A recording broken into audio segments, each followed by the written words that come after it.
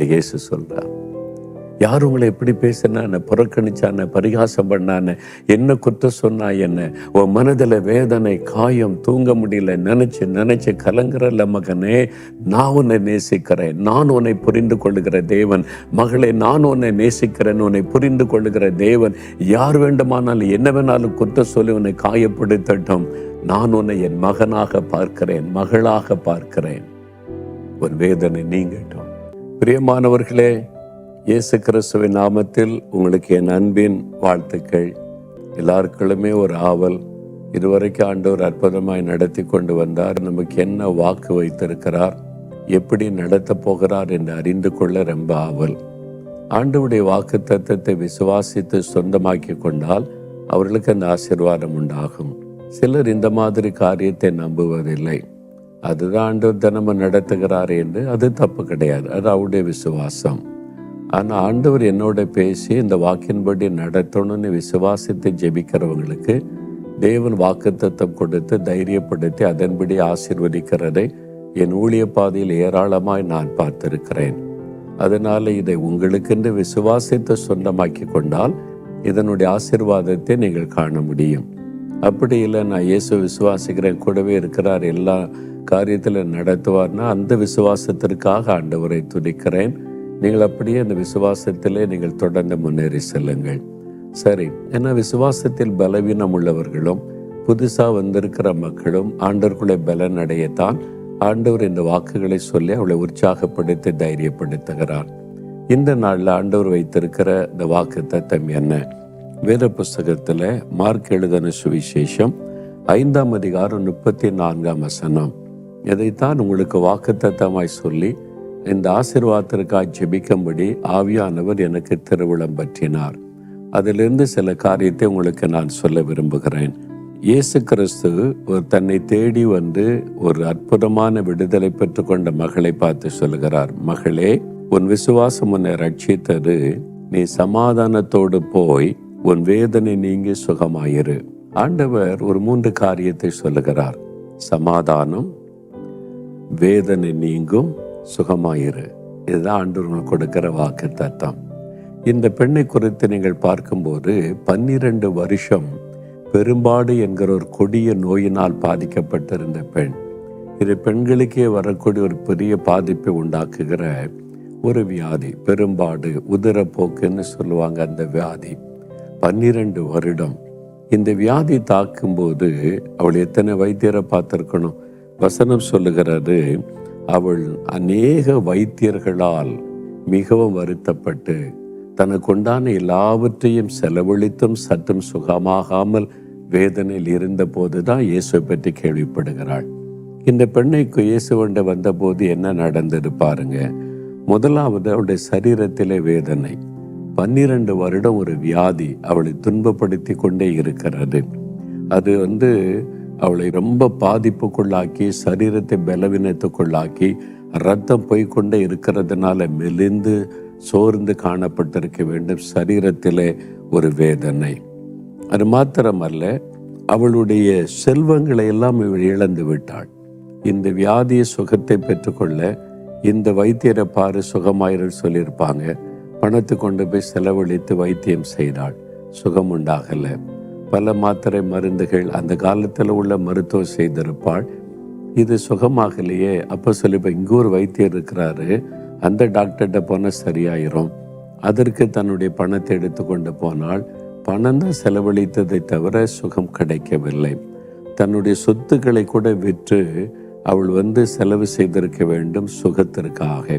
ஏன்னா 12 வருஷம் எத்தனை மருத்துவர்களை பார்த்திருப்பாள். அப்போ இழப்பு தான் அவருடைய வாழ்க்கையில். ஒன்று, வியாதியினால் உண்டான சரீர வேதனை. 2வது, பணம் சொத்துக்களை இழந்து நிற்கிறாள். 3வது, அவளுக்குள்ள ஒரு ஏமாற்றம். இவ்வளவு பணம் செலவு பண்ணி இத்தனை டாக்டர்ஸை பார்த்து சுகம் கிடைக்கவில்லை. அப்போ ஒரு ஏமாற்றம், எதிர்பார்த்து பலரிடத்துல போய் ஏமாற்றப்பட்ட ஒரு நிலைமை. அது அடுத்தது பாருங்க, அதிகமாய் அவள் வருத்தப்படுகிற போது என்று பார்க்கிறோம். அப்படின்னா அது ஒரு தீட்டான வியாதியாக அந்த காலத்துல கருதப்பட்டதுனால அவருடைய மனதளவில் ஒரு பெரிய பாதிப்பு உண்டாயிருந்தது. அந்த காலத்துல இந்த வியாதி உள்ளவங்க யாரை தொட்டாலும் அதை தீட்டு, இவங்களை யார் தொட்டாலும் அது தீட்டாக அந்த காலத்தில் கருதப்பட்டது. அப்போ அந்த ஊரில் இருக்கிற மக்களில் 12 வருஷம் கஷ்டப்படுகிறாள், டாக்டராக போகிறாள். அந்த ஊரில் எல்லாருக்குமே தெரியும் இவள் இந்த வியாதி உள்ளவள் என்று. அப்போ யாரும் இவளை தொட்டு பேச மாட்டாங்க, பக்கத்தில் நின்று பேச மாட்டாங்க, தூரத்தில் நின்று பேசுவாங்க. சமுதாயம் புறக்கணித்து விட்டாரு. அப்போ அவளுக்கு உண்மையாய் அன்பு காட்ட, அவளுக்கு பாசம் காட்ட, அரவணைக்க, அவள் கையை பிடித்து கொண்டு பேச ஒரு பெண்கள் கூட அவளுக்கு இல்லை. எல்லாரும் தீட்டாக நினைத்து ஒதுக்கினார்கள். அப்போ அவளுடைய மனதில், நான் என்ன பாவம் செய்கிறேன், ஏன் எனக்கு இப்படி, ஏன் எல்லாரும் என்ன புறக்கணிக்கிறாங்க, ஏன் இவ்வளோ பணம் செலவு பண்ணி எனக்கு சுகமாகலை, எந்த அளவுக்கு அவருடைய மனதில் வேதனை இருக்கும் பார்த்தீங்களா? எல்லாமே தோல்வி. இன்னைக்கு அப்படிப்பட்ட நிலைமையில நீங்கள் இருக்கலாம். ஒரு பக்கம் சரீரத்தில் வியாதி, இன்னொரு பக்கம் பணம்லாம் செலவு பண்ணி கடன் வாங்கி கடன்காரன் ஆகிவிட்டேன். இன்னொரு பக்கத்தில் சைடு எஃபெக்ட், ஒரு மருந்து சாப்பிட்டா இன்னொரு வியாதி வந்து விடுகிறாரு. இது சுகமாக நீ இன்னொரு மருந்து சாப்பிட்டா அது பக்க விளைவினால வந்துட்டுன்னு இன்னும் அதிக வருத்தம். அப்படிதான் அவள் கஷ்டப்பட்டாள். அநேக வைத்தியர்களால் மிகவும் கஷ்டப்பட்டாள்னு பைபிளில் இருக்கு. அப்போ அவங்க மருந்து மூலமாகவே பல பக்க வியாதிகளினாலே பாதிக்கப்பட்டாள். இந்த மாதிரி நீங்கள் பாதிக்கப்பட்டு இன்றைக்கு கலங்கி கொண்டிருக்கலாம். மனதளவில் என்னை எல்லாரும் ஒரு மாதிரி பார்க்குறாங்க, சபிக்கப்பட்டவள் நினைக்கிறாங்க. எங்களுக்கெல்லாம் இப்படியா இருக்குது, நீ தான் பக்தியாக இருக்கிற இயேசுன்ற உனக்கு தானே இப்படி நடக்குது, அதுவும் சாபம், அது உன்னுடைய பாவம்னு இப்படி எதோ சொல்கிறாங்க. எனக்கு ஒரு ஆறுதலான வார்த்தை சொல்லக்கூட ஆள் இல்லை. சமுதாயத்தால் புறக்கணிக்கப்பட்டு, குடும்பத்தால் புறக்கணிக்கப்பட்டு, உங்களுக்குள்ளாகவே வேதனைப்பட்டு கலங்கி கொண்டிருக்கிற ஒரு நிலைமையில் இருக்கிறீங்கள, உங்களோடு தான் இயேசு பேசுகிறார். என் மகனே, உனக்கு சமாதானம். என் மகளே, உனக்கு சமாதானம். அன்று அவர் 3 விதமான ஆசீர்வாதம் தருகிறார். முதலாவது ஆண்டவர் சொல்லுகிறார், உனக்கு சமாதானம், உனக்கு சமாதானம் மகனே என்று உங்களை பார்த்து இன்றைக்கு ஆண்டவர் சொல்லுகிறார். என்னால் சமாதானம் பாதிக்கப்பட்டு விட்டார். வியாதியினால, மனுஷர்கள் புறக்கணிப்பினால, பணத்தையெல்லாம் இழந்து போனதுனால சமாதானம் பாதிக்கப்பட்டு விட்டார். இன்றைக்கு உள்ளத்தில் சமாதானம் இல்லை. வேலை இருக்குது, சமாதானம் இல்லை. கை நிறைய சம்பளம் இருக்குது, சமாதானம் இல்லை. சொந்த வீடு இருக்குது, சமாதானம் இல்லை. பிஸ்னஸ் இருக்குது, சமாதானம் இல்லை. மனைவி பிள்ளைகள் இருக்காங்க, சமாதானம் இல்லை. ஒரு நிம்மதி இல்லை. உள்ளத்தின் ஆழத்தில் ஆத்ம அமைதி இல்லை. டிஸ்டர்பன்ஸ் இருக்குது, தூங்க முடியல, நிம்மதியாக இருக்க முடியல, ஏனே விளங்கி கொள்ள முடியல. இந்த மாதிரி சமாதானத்திற்காக ஏங்கி கொண்டிருக்கிறீங்களா? உங்களுக்கு தான் ஆண்டவர் சொல்லுகிறார். என்ன சொல்றார் தெரியுமா? யோவான் 14:27 என்னுடைய சமாதானத்தை நான் உனக்கு தருகிறேன். என் மகனே, என் மகளே, உன் இருதயம் கலங்காமலும் பயப்படாமலும் இருப்பதாக. உலகம் கொடுக்கிற பிரகாரம் நான் கொடுப்பதில்லை. என்னுடைய சமாதானம், I will give my peace unto you. இயேசு சொல்லுகிறார். அது இயேசுவனுடைய சமாதானம், அது தேவ சமாதானம், அது தெய்வீக சமாதானம். உலகத்தில் பணம் வந்தால் ஒரு சமாதானம் வரும், ஒரு வெற்றி கிடைத்த சமாதானம் வரும், நினைச்ச காரியம் நடந்த சமாதான சந்தோஷம் வரும். ஆனால் ஒரு தோல்வி வந்தால், காரியம் தடைப்பட்டா, ஒரு பிரச்சனை வந்தால் சமாதானம் போய்விடும். அது உலகம் கொடுக்கிற சமாதானம். ஆனால் இயேசு கிறிஸ்து கொடுக்கிற சமாதானம், என்ன நடந்தாலும் உங்களுடைய ஆத்மாவில் அந்த அமைதியை கொலைக்கவே முடியாது. அந்த சமாதானத்தை யாரும் பறிக்கவே முடியாது. அது ஒரு டிவைன் பீஸ், தேவ சமாதானம் எப்பொழுது இருந்துகிட்டே இருக்கும். தேவை இருக்கும், பிரச்சனை இருக்கும், சுற்றில நெருக்கம் இருக்கும், உள்ளத்தில் ஒரு பெரிய ஆத்ம அமைதி. நிம்மதியாக தூங்குவீங்க, நிம்மதியாக இருப்பீங்க, சந்தோஷமாக இருப்பீங்க. இவ்வளோ பிரச்சனை இருக்குது, உனக்கு கவலையில் டிஸ்டர்பன்ஸே இருக்காது. அதுதான் இயேசு கிறிஸ்து கொடுக்கிற சமாதானம். அந்த சமாதானத்தை உங்களுக்கு ஆண்டவர் கொடுக்க விரும்புகிறார். இது எப்படி கிடைக்கும்? அவர் உங்களுடைய உள்ளத்தில் வரணும். சமாதான பிரபு இயேசு உங்களுக்குள்ள வந்தாதான் அந்த சமாதானம், நிரந்தர தெய்வீக சமாதானம் உங்களுக்குள்ள இருக்கும். பாருங்க, சமீபத்தில் கிறிஸ்தவர் அல்லாத ஒரு குடும்பம், அவங்க இந்துக்கள் தான், ரொம்ப பக்தி விழுவாங்க, கிறிஸ்தவங்களை விட பக்தின்னு சொல்லலாம். அந்த மாதிரி தினசரி தவறாமல் அந்த சாமி கும்பிடுவது, பக்தியாக தொழுது கொள்வதெல்லாம் ரொம்ப பக்தியாக இருக்கிற, வெள்ளி செவ்வாய்னா அப்படி தெய்வ வணக்கத்தில் அப்படி தியாகத்தோடு தாழ்மையோடு தெய்வ வணக்கம் செய்கிறவங்க. அவருடைய மகளுக்கு ஒரு பாதிப்பு வந்தது. ஸ்கூலில் படிக்கிற பிள்ளை வினோதமாய் பாதிக்கப்பட்டு, மனநிலை பாதிக்கப்பட்டவளை போல நடந்து கொண்டதுனால பெரிய பாதிப்பு. ஒரு பக்கம் மதுபானம், பக்தி இருக்குது, மதுபானம் இருக்குது. பக்தியா தினம் சாமி கும்பிட்றாங்க, மதுபானம் இருக்குது. இந்த மாதிரி உள்ளவங்களுக்கு உண்மையான நிம்மதி இருக்காது. வெறும் பக்தியினால சமாதானம் வராது. நீங்க எந்த ஆண்டவரை தொழுது கொள்றீங்களோ அவர் பரிசுத்தரா இருக்கணும், அவர் உங்களோட வாசம் பண்ணணும், அவர் சமாதானம் தருகிறவரா இருக்கணும். உங்ககிட்ட இந்த பணத்தை வாங்குகிறவரும் அதை கூட இதை கூட நீ கேட்கிறவரா இருக்கக்கூடாது. பாருங்க, இந்த குடும்பமே பாதிக்கப்பட்டு கலங்கி இதை விட தற்கொலை பண்ணி செத்துடலான்னு என்ன இவ்வளோ பக்தியா தெய்வத்தை தேடியும் ஒரு பதிலும் இல்லைன்னு நினைக்கும் போது ஒருத்தர் சொன்னாங்க, இது மாதிரி 4 மாவட்டியில் ஜெபம் நடக்குது, போய் பாருங்கன்னு சொல்லி. அவங்க சரி வேறு வழி இல்லை இப்படி சொல்கிறாங்க, போயிட்டு வரோன்னு வந்தாங்க. அங்கே என்ன பார்க்கல, எந்த ஊழியரையும் பார்க்கல.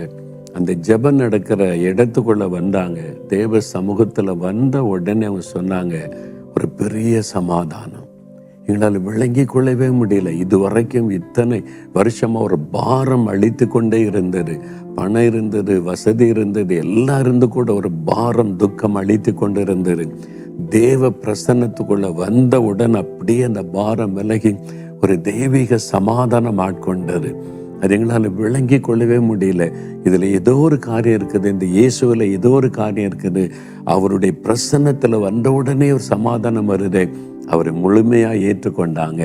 அந்த குடும்பத்தில் விடுதலை கொடுத்தார், சந்தோஷம் கொடுத்தார். இப்போ அவங்க அவ்வளோ மகிழ்ச்சியாக அந்த அனுபவத்தை சொன்னாங்க. காரணம், சமாதான பிரபு இயேசு உங்கள் உள்ளத்துக்குள்ள வரும்போது தான் அந்த சமாதானம். அவரை பற்றி கேள்விப்பட்டு அவர் மேலே பக்தியாக இருக்கிறேன், ஜெபிக்கிறேன் என்பது மாத்திரம் போதாது. நம்முடைய உள்ளத்தில் வாழ்க்கையில் அவருக்கு இடம் கொடுக்கும் போது தான் அந்த சமாதான பிரபு நம்ம உள்ளத்தில் வரும்போது, வாழ்க்கையில் வரும்போது தேவ சமாதானம். அந்த ஆசீர்வாதத்தை தான் ஆண்டவர் இந்த மகளுக்கு கொடுக்கிறார். 2வது ஆண்டவர் என்ன சொல்றார் பாருங்க, உன் வேதனை நீங்கும் மகளே, உன் வேதனை நீங்கும். நீ போ, உன் வேதனை நீங்கும். இதுவரைக்கும் உனக்கு வேதனை, இதுவரைக்கும் மனதில் துக்கம், என்னை உண்மையா நேசிக்க யாரும் இல்லை, புரிந்து கொள்ள யாரும் இல்லை, தீட்டான பெண்ணை நீ பார்க்குறாங்க, என்னை புறம்பே தள்ளுறாங்க அப்படின்னு அவளுடைய மனதில் மிகுந்த ஒரு வேதனை துக்கம் அவளுக்குள்ளே இருந்து கொண்டு இருந்தது. இப்போ ஆண்டவர் சொல்றார், உன் வேதனை நீங்குகிறது மகளே, நான் உன்னை நேசிக்கிறேன். பாருங்க, இந்த அற்புதத்தை இயேசு அவளுக்கு செய்த உடனே இயேசுவை தொட்டு அற்புதத்தை பெற்றுக்கொண்டாள். ஏன்னா இந்த வியாதி உள்ளவங்க தீட்டான வியாதி உள்ளவர்களே அந்த காலத்தில் கருதப்பட்டாங்க. அதனால இந்த வியாதி எப்படி ஜனங்கள் மத்தியில் இயேசுகிட்ட போய் சொல்றது, மற்றவங்க என்ன தீட்டா பார்ப்பாங்களேன்னு சொல்லி அவளுக்குள்ள என்ன விசுவாசம், அவருடைய வஸ்திரத்தை தொடும் பொழுது நான் சுகமாயிருவேன். ஏன்னா என்னால் கூட்டத்துக்கு நடுவில் இப்போ இந்த வியாதின்னு சொல்ல முடியாது, எல்லாரும் என்ன அருவருப்பாக பார்ப்பாங்க, இயேசு எப்படி எடுத்துக்கொள்வாரோ தெரியாது என்ற ரகசியமாக போய் பின்னால் போய் இயேசுடைய ட்ரெஸ்ஸை தொட்டாள். தொட்ட உடனே ஒரு வல்லமை அவளுக்குள் பாய்ந்தது, வியாதி சுகமாகிவிட்டது. சுகமானதை அவள் உணர்ந்தாள். தன் சரீரத்தில் சுகமானதை அவளால் உணர முடிந்தது. உடனே இயேசு என்னை தொட்டது யார் அப்படின்னு கேட்கிறார். சீசர்கள் சொல்றாங்க, எல்லாரும் தான் தொட்டுக்கிட்டு இருக்காங்க, நாங்களும் தான் தொட்டு கொண்டு இருக்கிறோம், கூட்டம் நெருக்கி கொண்டு இருக்கிறது, என்ன சொல்றீங்க ஆண்டவரே? இல்லை, விசுவாசத்தோட எதிர்பார்ப்போட என்னை யாரோ தொட்டாங்க, என்னிடத்திலிருந்து வல்லமை புறப்பட்டு ஒரு அற்புதம் நடந்திருக்கிறது, அது யாருன்னு கேட்டார். அப்போ சாதாரணமாக இயேசுவை தொட்ட அற்புதம் நடக்காது, விசுவாசத்தோட எதிர்பார்ப்போடு இயேசுகிட்ட வரும்போது தான் அற்புதம் நடக்கும். அதனால அந்த மகள் எதிர்பார்ப்போட விசுவாசத்தோடு தொட்டதுனால வேதனை நீங்கி விட்டது. இப்போ இயேசு என்னை தொட்டது யாருன்னு கேட்கிறாருன்னு பயம் அவளுக்கு.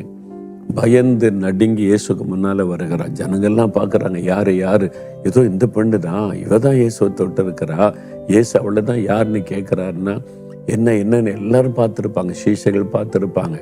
அவளுக்கு இது எப்படி சொல்றது அப்படின்னு, இயேசு கோபப்படுவாரோ, திட்டிருவாரோ, நீ ஒரு பெண், தீட்டான வியாதி உள்ள பெண், எப்படி என்னை தொடலாம் அப்படின்னு சொல்லிடுவாரோ அப்படின்ற ஒரு பயத்தில் நடுங்கி வந்து நின்று தனக்கு நடந்ததை சொல்கிறேன். நான் 12 வருஷம் கஷ்டப்பட்டேன், என்னை நேசிக்க யாரும் இல்லை, எல்லாரும் என்னை தீட்டா கருதுனாங்க, உங்களை பற்றி நான் கேள்விப்பட்டேன், உங்ககிட்ட வந்து அற்புதம் நடக்கும், நீ உங்ககிட்ட முன்னால் இவ்வளோ ஜனங்க மத்தியில் எப்படியா வியாதியை சொல்கிறது, அதனால நான் வஸ்திரத்தை தொட்டேன், எனக்கு சுகமாயிற்று அப்படின்னு. உடனே இயேசு என்ன சொல்லுவாரோன்னு பயந்து பார்க்குறான். இயேசு என்ன சொன்னா தெரியுமா? மகளே, யூ ஆர் மை டாட்டர். மகளே, உன் விசுவாசம் உன்னை ரட்சித்தது, பயப்படாத. நீ தீட்டானவள் என்று நான் உன்னை புறம்பே தள்ள மாட்டேன். நான் உன்னுடைய தகப்பன், நீ என்னுடைய மகள். நான் எப்படி உன்னை தீட்டா நினைக்க முடியும்? நினைக்க மாட்டேன். உலகம் எப்படி வேணாலும் நினைக்கட்டும். You are my daughter, my daughter. அதனால் என்னை சமாதானத்தோட இப்போ ஆறுதல் படுத்தி ஆசீர்வதித்து அனுப்பினார். அப்படியே காயமெல்லாம் நீங்கிட்டு எவ்வளவு சந்தோஷப்பட்டிருப்ப. உலகம் என்ன வேணாலும் சொல்லட்டும், யார் என்ன வேணாலும், இவ என்ன பாவம் செய்தாலோ, இவளுக்கு தீட்டுன்னு என்ன வேணாலும் குற்றம் சொல்லட்டும், வானத்தை பூமி உண்டாக்கின ஆண்டவர் என்னை மகளேன்னு சொல்லிட்டு எனக்கு சமாதானம் தந்துட்டார். வேதனை நீங்கிட்டு அப்படி உள்ளத்துல இருந்த காயம் அப்படியே மாறிவிட்டது. 12 வருஷமா இருந்த காயம், நான் என்னத்தை பண்ணேன், என்ன பாவம் செய்யணும், ஏன் எனக்கு இப்படி நடக்கணும், எல்லாரும் என்ன இப்படி அற்பமா பார்க்குறாங்களே, நீ கலங்கின அந்த காயம் இயேசுடைய ஒரு வார்த்தையில நீங்கிட்டு. ஆண்டு சொல்ல, அவர் வேதனை நீங்கிட்டு மகளே. அற்புதமான ஒரு ஆண்டவர். யாரையும் அவர் தீட்டாய் கருத மாட்டார். ஜாதி அவருக்கு பார்க்க தெரியாது, மத வித்தியாசம் பார்க்க தெரியாது, மொழி வித்தியாசம் பார்க்க தெரியாது. யாராயிருந்தாலும் ஒரே மாதிரி பாசத்தோடு பார்க்கிறவர் இயேசு உங்களை நேசிக்கிறார். நீங்க அவரை தொட்ட தீட்டாலாம் நினைக்க மாட்டார். நீங்க வேறு புஸ்தகத்தில் மத்திய 8 அதிகாரத்தில் வாசித்தா, தொழுநோயினால் பாதிக்கப்பட்ட ஒரு மனிதன் தூரத்தில் நின்று இயேசுவே நீ கூப்பிடுறான். ஏன்? அது அந்த காலத்தில் தீட்டான வியாதியாய் கருதப்பட்டது. தொழுநோயினால் பாதிக்கப்பட்டாலும் தொட்டாலே தீட்டு, ஊருக்குள்ள வந்தா தீட்டு, கல்லெடுத்து அடிச்சு ஊரை விட்டு விரட்டிடுவாங்க. அந்த காலத்துல அது ஒரு தீட்டான வியாதியை நினைச்சிருக்கிறாங்க. அப்ப அதனால இந்த மனுஷன் தூரத்துல நிற்கிறான். எல்லாரும் ஒதுங்குறாங்க, ஐயோ தொழுநோய் குஷ்டரோகின்னு சொல்லி. இயேசு தூரத்துல நின்று சுகமாவாயாகன்னு சொல்லல, அவன் பக்கத்துல போய் அவனை தொட்டார். அதான் இயேசு. அவர் தொட்டார். உலகமே அவனை தீட்டானவன், அவன் வியாதிப்பட்டவன், அவன் சபிக்கப்பட்டவன் நினைக்கிறாங்க. இயேசு பக்கத்துல போய் அவனை தொட்டு, என் மகனே, எனக்கு சித்தம் உண்டு, நீ சுத்தமாகு, நீ சுகமாகு. அவனுடைய இருதயத்தில் இந்த காயம் மாறிட்டு, முதல்ல சரீரத்தில் இந்த வியாதியின் வேதனையுடைய இருதய சமுதாயம் புறக்கணிச்சிட்டு என்னை பாவின்னு சொல்றாங்க, சபிக்கப்பட்டோன்னு சொல்றாங்க, குடும்பத்தை கூட பார்க்க முடியல, எல்லாரும் என்னை ஒதுக்குறாங்க. அந்த இயேசு வந்து கை வைத்து சொல்லுகிறார், நான் உன்னை நேசிக்கிறேன். அந்த இயேசு சொல்றார். யார் உங்களை எப்படி பேசினா, புறக்கணிச்சான, பரிகாசம் பண்ணான, என்ன குற்றம் சொன்னா, என்ன உன் மனதில் வேதனை காயம், தூங்க முடியல, நினைச்சு கலங்குறல்ல மகனே, நான் உன்னை நேசிக்கிறேன், நான் உன்னை புரிந்து கொள்ளுகிற தேவன். மகளே, நான் உன்னை நேசிக்கிறேன், உன்னை புரிந்து கொள்ளுகிற தேவன். யார் வேண்டுமானாலும் என்ன வேணாலும் குற்றம் சொல்லி உன்னை காயப்படுத்தட்டும், நான் உன்னை என் மகனாக பார்க்கிறேன், மகளாக பார்க்கிறேன். ஒரு வேதனை நீங்கட்டும். இன்றைக்கு உங்களுடைய இருதயத்தில் இருக்கிற அந்த காயத்தை ஆண்டவர் மாற்றுகிறார், வேதனை நீக்குகிறார். ஒரு வேதனை நீங்கட்டும். ஆண்டவர் அந்த காயத்தை மாத்திட்டார். அவளுக்குள்ள 12 வருஷமா இருந்த காயம், அந்த வேதனை நீங்கிட்டு. வைத்தியர்கள் மேல அவளுக்கு துக்கம் இருந்திருக்கும். என் பணத்தெல்லாம் எடுத்துக்கிட்டாங்க, சுகம் உண்டாகல, சைடு எஃபெக்ட் தான். அவங்களுக்கு கொடுத்த கசப்பெல்லாம் கூட அவளுக்கு இருந்திருக்கும். எல்லாத்தையும் ஆண்டவர் உள்ளத்தை விட்டு எடுத்துட்டார். அந்த உள்ளத்தில் இருக்கிற வேதனை, நீ யாரை குறித்தும் வருத்தம் உனக்கு வேண்டாம், அதெல்லாம் ஆண்டு எடுத்துட்டார். இலவசமாக அவருடைய துக்கத்தை மாற்றுகிறார். 3வது ஆண்டு சொல்றாரு, நீ சுகமாயிரு, இனி உனக்கு வியாதி இல்லை, இனி அந்த வேதனை இல்லை, சுகமாயிரு ஆண்டு சொல்றார். சமாதானத்தை கொடுத்து அவருடைய இருதயத்தின் காயத்தை மாற்றி, நீ சுகமாயிரு மகளே ஆண்டு சொல்றார். உங்களுடைய இருதயத்துல காயப்பட்ட உள்ளத்தோட தனிமையில அழுகிறீங்க, தனிமையில கண்ணீர் வடிக்கிறீங்க, நினைச்சாலும் உங்களுக்கு அழுகையா வருது. ஏன் என் வாழ்க்கையில எல்லாரும் இப்படி என்னை இப்படி பாடாப்படுத்துறாங்க? நீ இயேசு சொல்றார், அந்த காயத்தை நான் மாத்துறேன், நான் உனக்கு துணை இருக்கிறேன்னு சொல்லி. 3வது ஆண்டு சொல்ற, நீ சுகமாயிரு மகளே, இனி உனக்கு வியாதி இல்லை, கஷ்டம் இல்லை, நீ போ, சுகமாயிரு. ஏதோ ஒரு வியாதி உங்களை பாதிச்சிருக்கு, ஒரு பலவீனம், ஒரு சரீரத்தில் எலும்புல வலி, நரம்புல வலி, அல்லது உங்களுடைய இருதயத்தில் பிரச்சனை, ஹார்ட்ல ப்ராப்ளம், லங்ஸில், கர்ப்பப்பையில், அல்லது ஏதோ ஒரு பிரச்சனை சரீரத்தில் வந்ததுனால மனதில் ஒரு வேதனை. இந்த வியாதி அதிகமாகி பாதிச்சிருமோ, இந்த வியாதி எனக்கு வந்துட்டே, இவ்வளோ மாத்திரை சாப்பிடன்றாங்களே, வாழ்நாள் முழுதும் மாத்திரை சாப்பிடணும்னு சொல்கிறாங்களே, மனவேதனையோடு இருக்கிறீங்களா? என் குடும்பத்தில் வியாதி இல்லாத நாளே இல்லை, ஆஸ்பத்திரி செலவுக்கே பணமெல்லாம் போகிறதே, மனவேதனையோடு இருக்கிறீங்களா? நீங்க சுகமாயிருப்பீங்க. இந்த கூட அந்த வியாதியெல்லாம் கர்த்தர் விலக்கி போடுவார். அவருடைய தழும்புகளால் அவர் உங்களை தொட்டு குணமாக்குவார். வியாதியை நான் உன்னை விட்டு விலக்குவேன் என்றவர் குடும்பத்தை விட்டு விலக்கி விடுவார். அவருடைய தழும்புகளால் நாம் குணமாக்கப்படுகிறோம். மத்தேயு 8:17 இயேசு கிறிஸ்து நம்முடைய பலவீனங்களை தன் மீது ஏற்றுக்கொண்டு நம்முடைய நோய்களை சிலுவையில் சுமந்தார். உங்களுடைய சரீர பலவீனம், வலிகள், வேதனைகள், நோய்கள் அத்தனையும் அவர் சிலுவையில் சுமந்தார். எதுக்கு? உங்களுக்கு சுகம் கொடுக்க. நம்மை சுகமாய் வைத்திருக்க அவர் இந்த நோய்களை சுமந்து முடித்தார். என் பிள்ளைங்க சுகமா இருக்கணும், என்னை தேடுகிற என் பிள்ளைகள் சுகமா இருக்கணும். அதுக்காக ஆனா அதற்கு ஒண்ணு செய்யணும். நீங்க இந்த வேதத்தை வாசித்து தியானித்து தினமும் அவர்கிட்ட ஜெபம் பண்ணணும், அவரோடு இருக்கணும்ல. இந்த வசனம் நல்ல ஔஷதம். வசனத்தை வாசிக்க வாசிக்க மனதுக்கு ஆறுதல் வரும், சரீரத்துல சுகம் உண்டாகும். இந்த வசனத்தை கொண்டு ஆண்டவர் உங்களோட பேசுவார். நீங்க ஜெபிக்கும் போது அவருடைய பிரசன்னம் உங்களை மூடிக்கொள்ள, அந்த பிரசன்னம் வரும்போது சரீரத்துல சுகம் உண்டாகும், மனதில் இருக்கிற துக்கங்கள் நீங்கும், ஒரு பாதுகாப்பை நீங்கள் உணர முடியும். அதனால தான் ஜெபிக்கணும். உங்க குடும்பத்துல வியாதி வரக்கூடாது அப்படின்னா குடும்ப ஜெபம் பண்ணுங்க. உங்க வீட்டுல குடும்ப ஜெபம் பண்றீங்களா? யோசித்து பாருங்க. ஒரு சமயம் ஒரு ஃபேக்டரியில வேலை செய்கிற ஒரு சகோதரர், கஷ்டப்பட்டு வேலை செய்யணும்ல. ஃபேக்டரினா கடினமான வேலை, ஏசி ரூமில் ஆஃபீஸ் வேலை கிடையாது, கடினமாக வேலை செய்து மாத சம்பளம் வாங்கிட்டு வரக்கூடியவர். அவருடைய மனைவி 3 பிள்ளைகளோடு என்னை பார்க்க வந்தார். என்ன விஷயம்னு உட்கார வைத்து பேசினேன். ஐயா, நான் ஃபேக்டரியில் வேலை செய்கிறேன், கஷ்டப்பட்டு உழைச்சி சம்பளம் வாங்கிட்டு வந்தா என் சம்பளத்தில் பாதி ஆஸ்பத்திரிக்கு போயிடுது ஐயா. மனைவிக்கு வியாதி, அது முடிஞ்சோடனே ஒரு பிள்ளைக்கு வியாதி, அது முடிஞ்ச அடுத்த பிள்ளைக்கு வியாதி, தினம் ஆஸ்பத்திரி ஆஸ்பத்திரி ஆஸ்பத்திரி, மாத்திரை மருந்து, தினம் பணம் செலவாகுது. என் சம்பாதிக்கிற பணத்துல பாதிக்கு மேல ஆஸ்பத்திரிக்கு போயிருது. ஒரு ஆசீர்வாதமே இல்லை என்பதாய். ரொம்ப துக்கம் தானே? கஷ்டப்பட்டு உழைச்சி சம்பாதிக்கிற பணம் வீணாய் ஆஸ்பத்திரிக்கு போகுதுன்னா எவ்வளவு கஷ்டம். நான் சொன்னேன், சரி நான் உங்களுக்காக ஜெபம் பண்றேன், நான் ஒரு காரியம் சொல்லுவேன், நீங்க செய்வீங்களா? ஒரு டாக்டர்கிட்ட போறீங்க, இந்த வியாதி சுகமான டெய்லி 3 வேளை இந்த மாத்திரை போடணும்னு என்ன செய்வீங்க? சாப்பிட்டு தானே ஆகணும், அதை எடுத்துக்கொண்டு தானே சுகமாகும். அதே மாதிரி வியாதி இல்லாத ஒரு வாழ்க்கை வாழ, நான் செலவில்லாத ஒரு வாழ்க்கை வாழ, ஆஸ்பத்திரிக்கு போகாத வாழ்க்கை வாழ ஒரு ஆலோசனை சொல்றேன், செய்வீங்களா? சரி சொல்லுங்க. நான் தினம் உங்க வீட்டில் உங்க மனைவி பிள்ளைகளோடு உட்காந்து ஒரு 20 நிமிஷம் நீங்க குடும்ப ஜெபம் பண்ணணும். 2 பாட்டு பாடுங்க, ஆளுக்கு என்ன வசனம் வாசிங்க, குடும்பமா ஜெபம் பண்ணுங்க. 20லேருந்து 30 நிமிஷம், அவ்வளோதான். 20 நிமிஷத்துல அழகா குடும்ப ஜெபம் பண்ணலாம். செய்யுங்கன்னு. எனக்கு ஷிஃப்ட் பார்த்தீங்களா மாறி மாறி வரும். அதனால எப்பவும் என்னால் வீட்டில் அப்படி இருந்து ரெகுலராக பண்ண முடியாது. பார்த்தீங்களா, ஒரு டாக்டர் தினம் 3 வேளை மாத்திரை சாப்பிடணும்னா எதுவுமே சொல்லாமல் சரின்னு கீழ்ப்படுகிறோம்.